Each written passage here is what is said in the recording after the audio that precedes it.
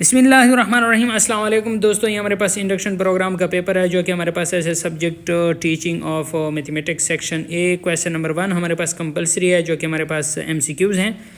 और ये हमारे पास पहला एमसीक्यूज़ है, the curriculum of mathematics promote खाली जगह learning where students are encourage to work together in groups of pairs. तो यहाँ पर इन्होंने करेक्ट ऑप्शन बी लिखा है, आप इस पर सर्च भी कर सकते हैं। दूसरा हमारे पास एमसीक्यूज़ है कि certain complex and complicated formula can not be generated in खाली जगह मेथड, तो ये हमारे पास डिडक्टिव मेथड है। तीसरा हमारे पास एमसीक्यूज़ है, which of the following method increase positive impact of learning of students, तो ये हमारे पास ऑडियो विजुअल एड्स है। इसके बाद हमारे पास चौथा एमसीक्यूज़ है कि in the ideal lesson plan there should be proper provision of खाली जगह to have view of evolution of the subject matter, तो ये हमारे पास ऑप्शन ए करेक्ट है, ऑब्जेक्टिव।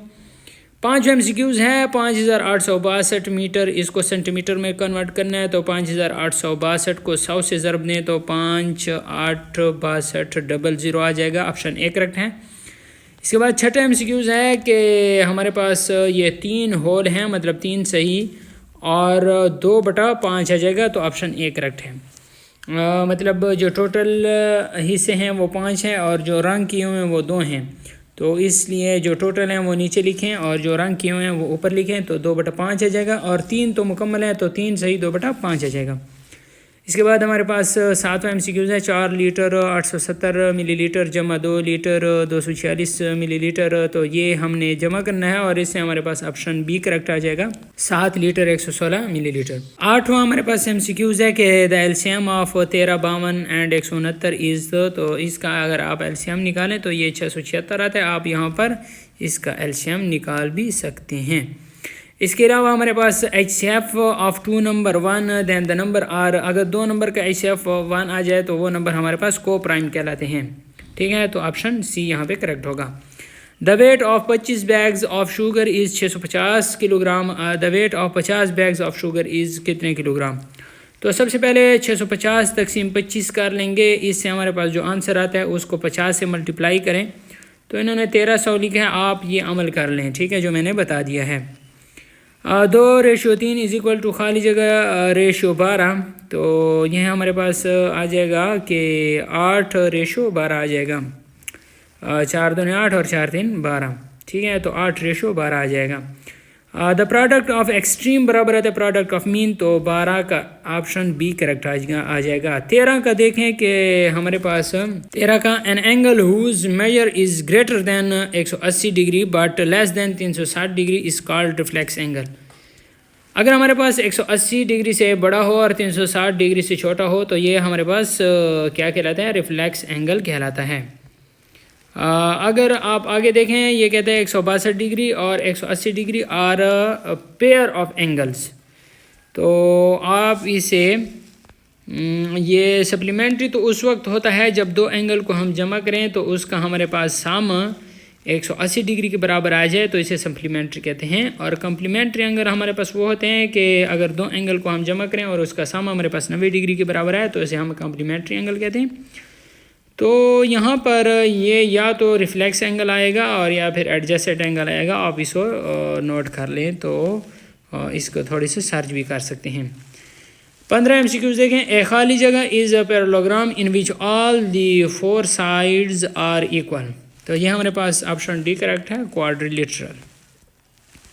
16 का नंबर का एमसीक्यूज़ देखें, 2 adjacent angle have common vertex and common arm, तो ये ऑप्शन ए करेक्ट है। 17 नंबर के एमसीक्यूज़ है कि the division of a decimal by 100 displaces the decimal point from its original position 2 places left, तो option यहाँ पे सी आएगा।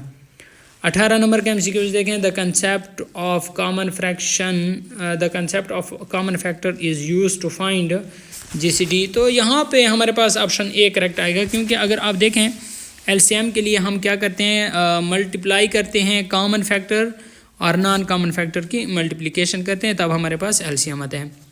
तो ये जो हमारे पास कहता है कि the concept of common factor is used to find, तो ये ग्रेटेस्ट कॉमन डिवाइज़र यानी HCF भी इसे कहते हैं। तो ये ऑप्शन ए हम मेरे पास जो जहन में आ रहा है करेक्ट आ रहा है। आप इसको थोड़ा सा सर्च कर सकते हैं, लेकिन ऑप्शन ए करेक्ट होगा।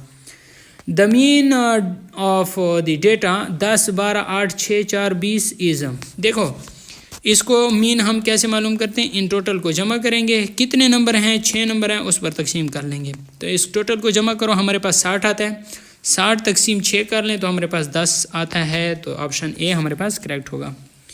20 MCQs भी आप थोड़ा सा सर्च कर लें, ये तीसरी क्लास की मैथमेटिक्स में है। In bar graph numerical data are represented by rectangles called, खाली जगह ऑफ यूनियन विड्थ। तो इन्होंने बार्स लिखा है, आप तीसरी क्लास की मैथ में आप इसे देख सकते हैं। ये जो हिस्सा दोम यानी सेक्शन बी के जो हमारे पास 4 शॉर्ट क्वेश्चन थे उनमें से मैंने कुछ को सॉल्व किया है। ये आप देख सकते हैं। ये कहते हैं find HCF of 54, 27, 18 by prime factorization method. तो इसको मैंने प्राइम फैक्टराइजेशन मेथड की है, 54 की भी, 27 की भी, 18 की भी। यहाँ पे फिर मैंने इनके फैक्टर लिखे, जो कॉमन फैक्टर थे वो मैंने निकाले और उनको आपस में मल्टीप्लाई किया, तो हमारे पास HCF 9 आ गया है। इसके बाद ये कहते हैं explain 1/3 of 1/4 by diagram. Diagram के ज़रिए आप इसको एक्सप्लेन करें 1/3 और 1/4 को, दरमियान में अगर ऑफ आ जाए तो आपका मतलब है ज़रब। तो 1/3 ज़रब 1/4 बराबर 1/12 के हैं। ऊपर वालों को आपस में मल्टीप्लाई किया, 1 ज़रब 1 1 आ गया, 3 ज़रब 4 3 4 12 आ गया है। तो हमारे पास ये मैंने डायग्राम बनाए और इन डायग्राम के ज़रिए ये देखें 1/3 टोटल हिस्से 3 आ गए, एक हिस्से को रंग किया। 1/4 टोटल हिस्से 4 हैं, एक हिस्से को रंग किया, ज़रब दिया। और 1/12 टोटल हिस्से 12 हैं, एक हिस्से को रंग किया, तो 1/12। तो ये हमने डायग्राम के ज़रिए एक्सप्लेन किया है। नेक्स्ट आप इसे यहाँ पर भी देख सकते हैं। तो ये तीसरा क्वेश्चन है, सिंप्लीफाई करना है। 4 ज़रब इंटू 0.7 जमा इंटू 1.6 जमा 3.8 मनफी इंटू 1.1 ज़रब 0.75। तो 1.1 ज़रब 0.75, इसको पहले हमने ज़रब देना है। सॉल्यूशन में पहला स्टेप हमने ये करना है, क्योंकि पहली छोटी ब्रैकेट को सॉल्व करना होता है। तो रफ अमल आप देख सकते हैं, नीचे छोटी ब्रैकेट को मैंने हल किया तो 0.825 आ गया है। 1.1 ज़रब 0.75 की जगह 0.825 आ गया है। फिर इसके बाद दरमियानी ब्रैकेट होती है, दरमियानी ब्रैकेट में हम पहले जमा करेंगे, उसके बाद मनफी करेंगे। 1.6 जमा 3.8, तो इसको मैंने हल किया, 5.4 आ गया। तो 5.4 के साथ जमा करना है 0.825 को, तो इससे हमारे पास 4.575 आ गया है। अब दरमियानी ब्रैकेट भी सॉल्व हो गई है। अब आखिर में हमने बड़ी ब्रैकेट सॉल्व करनी है, 0.7 जमा 4.575, तो इससे हमारे पास आ गया 5.27। यहाँ पे नीचे आप इसका सलूशन भी देख सकते हैं, 5.27 किस तरह आया हुआ है, ठीक है। उसके बाद मैंने 4 के साथ इसे मल्टीप्लाई किया, तो यहाँ पर मैंने मल्टीप्लाई भी किया हुआ है, आप इसे देख सकते हैं। 1.1 हमारे पास आंसर आ गया है। नेक्स्ट जो हमारे पास 5वां नंबर क्वेश्चन है, difference between inductive and deductive method by giving 1 example of each. Inductive और डिडक्टिव दोनों मेथड का हमने एक एग्जांपल भी देना है। ये आप देख सकते हैं इंडक्टिव मेथड की तारीफ, this method is to move from a specific example to generalization. Example इसका हमारे पास है नॉन टू अननोन, ठीक है। और डिडक्टिव मेथड के हमारे पास है, this method is to move from generalization to specific, और इसका एग्जांपल है अननोन टू नॉन। इसके बाद हमारे पास अगला सवाल है, Aslam income in the previous 4 month is, Aslam की जो आमदनी है पिछले 4 महीनों की वो 32,000 है। What will be his annual income, तो इसकी सालाना आमदनी कितनी होगी। 4 महीनों की है और सालाना मालूम करनी है। तो सबसे पहले हमने 1 महीने की इनकम मालूम करनी है। तो यहाँ पर मैंने सॉल्यूशन में लिखा 4 मंथ की इनकम 32,000 है, एनुअल इनकम मालूम करनी है। तो पहले हम 1 महीने की इनकम मालूम करेंगे, तो 32,000 तकसीम 4, तो 1 महीने की इनकम आ गई 8,000। तो 8,000 को 12 से ज़रब दें तो 12 8 96, तो इसकी एनुअल इनकम 96,000 आ जाएगी। इसके बाद लेसन प्लान है, और क्योंकि पेपर में लेसन प्लान मांगा गया है, सबसे पहले आपने डेट डालनी है। सब्जेक्ट मैथमेटिक्स है, क्लास 5th है, टॉपिक HCF है, पीरियड ड्यूरेशन 35 मिनट का है। जनरल ऑब्जेक्टिव सबसे पहली जो सुर्खी है वो आपके पास जनरल ऑब्जेक्टिव की आएगी। उसके बाद है to develop scientific attitude among student.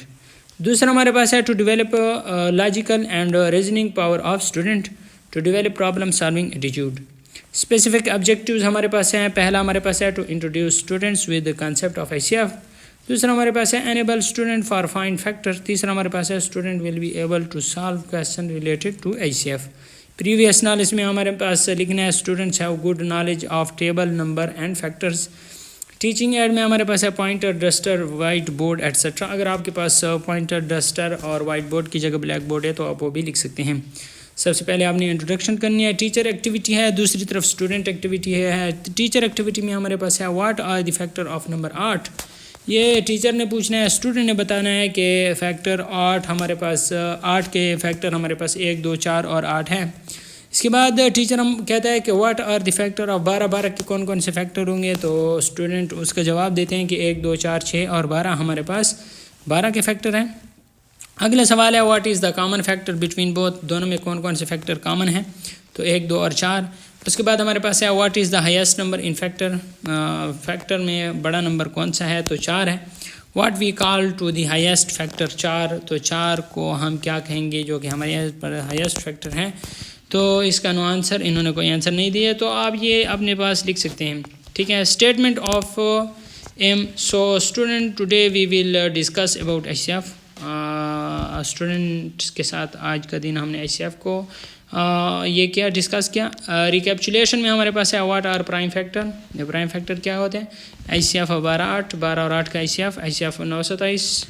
और होमवर्क में आपने देना है कि कैलकुलेट HCF ऑफ 9, 27, 30 और कैलकुलेट HCF ऑफ 12, 3।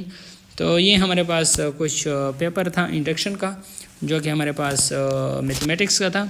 इंशाल्लाह अगर आपको और भी पेपर चाहिए इस तरह सॉल्व किए हुए तो आप उसके मुतालिक कमेंट करें और इंशाल्लाह मैं आपके लिए वो भी सॉल्व करके दूंगा। अगर आपको वीडियो अच्छी लगी है तो वीडियो को लाइक शेयर लाजमी करना। चैनल पे नए हैं तो चैनल को